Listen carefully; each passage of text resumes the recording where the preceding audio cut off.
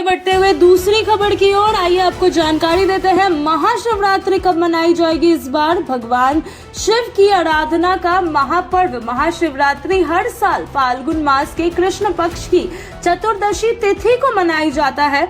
इस वर्ष तिथि को लेकर लोगों में भ्रम की स्थिति बनी हुई है कि महाशिवरात्रि 15 फरवरी को होगी या 16 फरवरी को। पंचांग के अनुसार चतुर्थी तिथि यानी कि चतुर्दशी तिथि 15 फरवरी की शाम को प्रारंभ होकर 16 फरवरी तक रहेगा।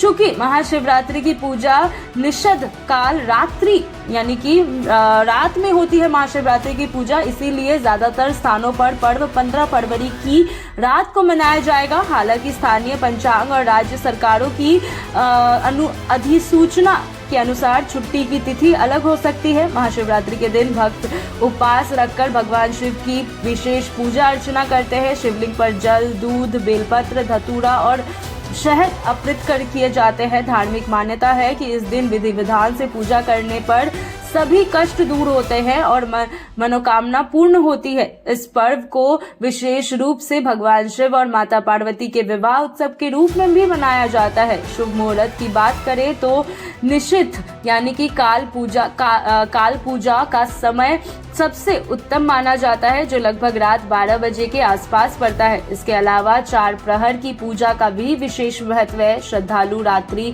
जागरण कर ओम नमः शिवाय मंत्र का जाप करते हैं और भजन कीर्तन में भाग लेते हैं। जहां तक स्कूल की छुट्टियों का सवाल आया है तो अधिकांश राज्यों में महाशिवरात्रि पर सरकारी अवकाश घोषित किया जाता है। यदि पर्व 15 फरवरी को मनाया जाता है तो उस दिन स्कूल बंद रहेंगे, जबकि कुछ स्थानों पर 16 फरवरी को अवकाश घोषित किया गया है।